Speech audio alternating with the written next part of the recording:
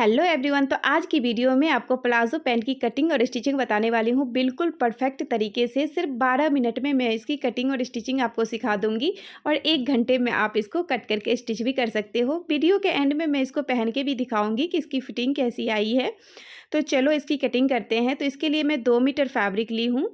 तो 2 मीटर आपको फैब्रिक ले लेना है और इस तरीके से डबल फ़ोल्ड कर लेना है। तो डबल फ़ोल्ड करके हमें कितना लेना है, तो जितना भी आपका हिप साइज़ हो उसका चौथा हिस्सा प्लस उसमें 4 इंच कर लेना है। डबल करके हमें इतना लेना है, हिप का चौथा हिस्सा प्लस 4 इंच।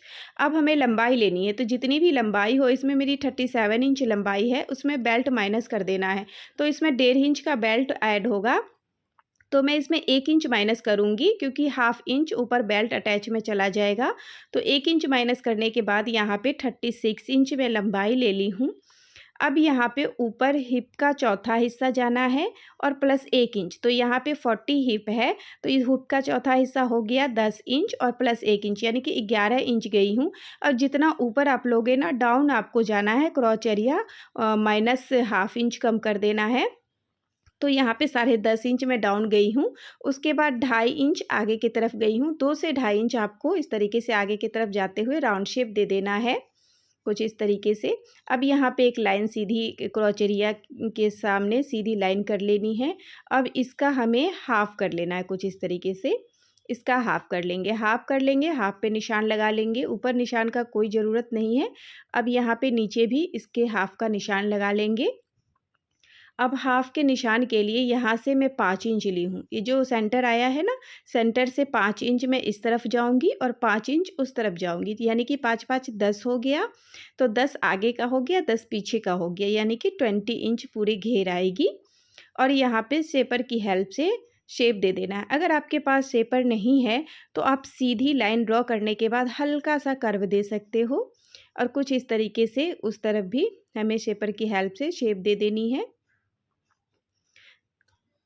तो शेप देने के बाद अब यहाँ पे नीचे बॉटम के साइड जो फ़ोल्ड करेंगे उसका मैं निशान लगा रही हूँ। तो 2 इंच मैं नीचे इस तरीके से निशान लगा लूँगी। 2 इंच मैं यहाँ पे फ़ोल्ड करूँगी।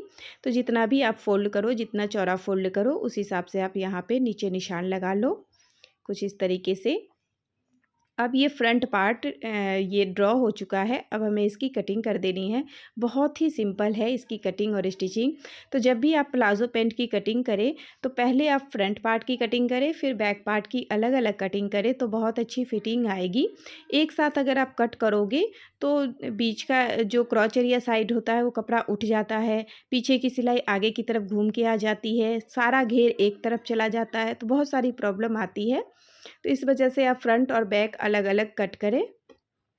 तो यहाँ पे कट कर देना है। अब यहाँ पे जॉइंट है, इसको भी मैं कट कर दूँगी, कुछ इस तरीके से। अब यहाँ पे फ्रंट पार्ट की कटिंग हो गई है। बैक पार्ट के लिए मैं फैब्रिक को इस तरीके से डबल फ़ोल्ड करूँगी। यहाँ पे यहाँ फैब्रिक को मैं डबल फ़ोल्ड कर ली हूँ, देख सकते हो आप।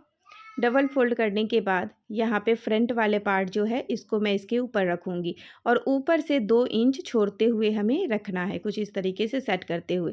तो सेट करते हुए जो फ्रंट पार्ट आप बैक पे रखोगे, तो बैक पार्ट पे तो बहुत ध्यान रखना है नीचे की तरफ। अभी मैं आगे आपको बताऊँगी किस तरीके से सेट करोगे तो पीछे की सिलाई घूम के नहीं आएगी। तो पहले इस तरीके से सेट हो गया। आप देख सकते हो डबल फ़ोल्ड करके मैं यहाँ पे फ्रंट पार्ट सेट कर चुकी हूँ इसको।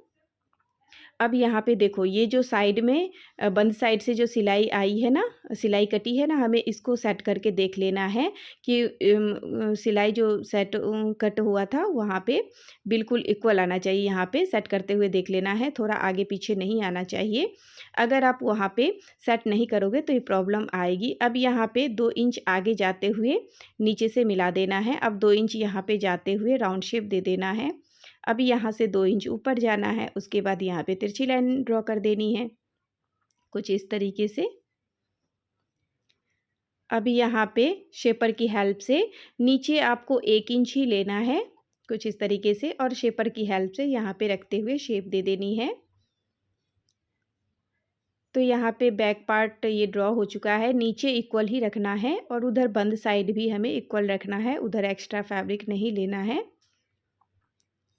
अब यहाँ पे इसकी मैं कटिंग कर दे रही हूँ, कुछ इस तरीके से कटिंग कर देना है। अब यहाँ पे इसकी कटिंग कर देनी है। देखो अब उस तरफ 2 इंच हमारा छूटा था तो 2 इंच सेट करते हुए ही रखना है आपको। अब यहाँ पे कटिंग ये इसकी हो गई है।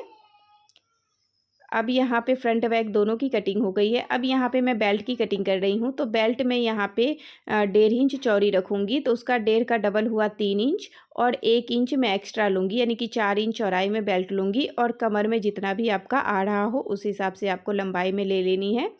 अब यहाँ पे मैं बेल्ट 2 कट कर ली हूँ और इसको मैं जॉइंट करके एक कर लूँगी यहाँ पे। तो अब चलो स्टिचिंग के लिए चलते हैं। तो यहाँ पे स्टिचिंग के लिए सबसे पहले मैं क्रॉचरिया को लूँगी। कुछ इस तरीके से क्रॉचरिया लेना है, फ्रंट वाले का मैं ली हूँ और यहाँ पे पहले स्टिच कर दूँगी। बहुत आसान है इसकी स्टिचिंग भी।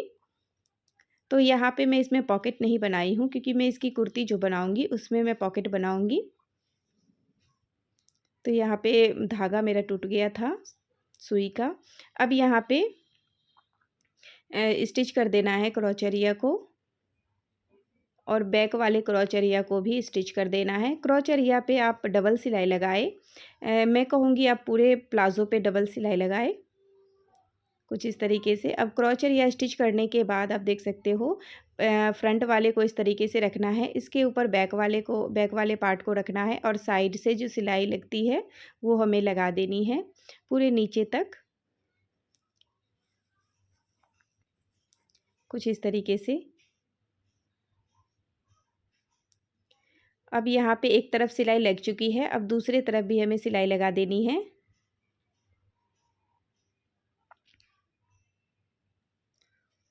तो दोनों साइड सिलाई लगा देनी है कुछ इस तरीके से और डबल डबल आपको सिलाई लगा देनी है।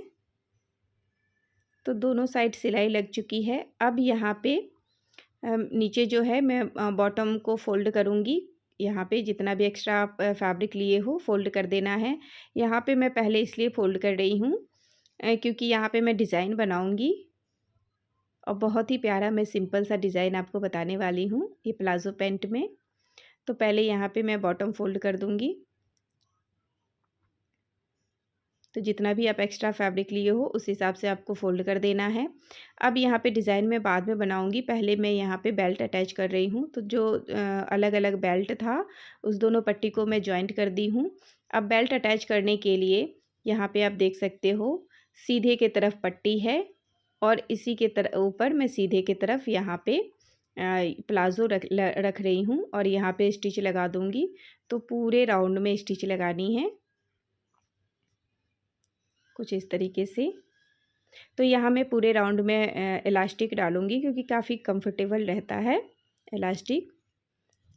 तो यहाँ पे अब जब यहाँ पे लास्ट में आएंगे तो यहाँ पे क्या करना है, इस दोनों को पट्टी को अटैच कर देना है और यहाँ पे कट कर देना है तो ये बिल्कुल राउंड शेप में हो जाएगा। अब यहाँ पे स्टिच कर देना है, उसके बाद इसको इसके ऊपर फोल्ड करना है यहाँ पे फ्रंट साइड और फोल्ड करने के बाद यहाँ पे स्टिच कर देना है। तो यहाँ पे थोड़ा सा ओपन छोड़ देना है इलास्टिक डालने के लिए। अब यहाँ पे मैं इलास्टिक ली हूँ तो जितना भी आपका कमर हो उससे 2 से 3 इंच आप कम इलास्टिक ले और सेफ्टी पिन के हेल्प से इलास्टिक में डाल दूँगी। उसके बाद यहाँ पे स्टिच में कर दूँगी, इलास्टिक को अटैच कर दूँगी 2-3 सिलाई लगा के। अब यहाँ पे जो ओपन साइड है इसको स्टिच करके क्लोज कर दूँगी। अब यहाँ पे इलास्टिक के बीच में इस तरीके से सेट कर लेना है ताकि चारों तरफ इक्वल हो जाए पूरे राउंड में ये इलास्टिक और दोनों तरफ खींचते हुए यहाँ पे सिलाई लगा देनी है बीच सेंटर में। अब यहाँ पे डिज़ाइन बनाने के लिए देखो मैं यहाँ पे 2-2 इंच का चौकोर एक बुकरम का आप पट्टी ले लो या फिर यहाँ पे मैं ब्राउन पेपर ली हूँ और इस तरीके से मैं कट कर ली हूँ और यहाँ पे रखते हुए मैं चौक के हेल्प से ड्रॉ कर लूँगी। तो आप ब्राउन पेपर ले लो या फिर बुकरम की भी पट्टी आप ले सकते हो कुछ इस तरीके से। और यहाँ पे मैं इसको रखते हुए चौक से इसको शेप दे दूँगी। तो पूरे में मैं इसी तरीके से शेप दे दूँगी।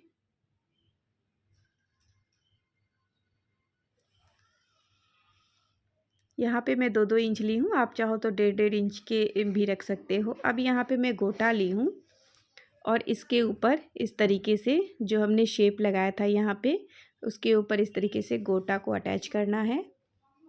तो अटैच करने का तरीका मैं आपको बता रही हूँ। पहले एक साइड से इस तरीके से हमें यहाँ पे अटैच करना है, तो पूरे में एक साइड से अटैच कर देना है।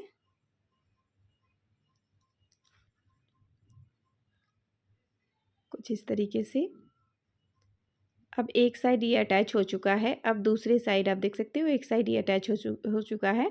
अब दूसरे साइड यहाँ पे रखना है और सेम उसी तरीके से हमें दूसरी साइड अटैच कर देना है, तो बहुत अच्छी ये डिज़ाइन बन जाएगी।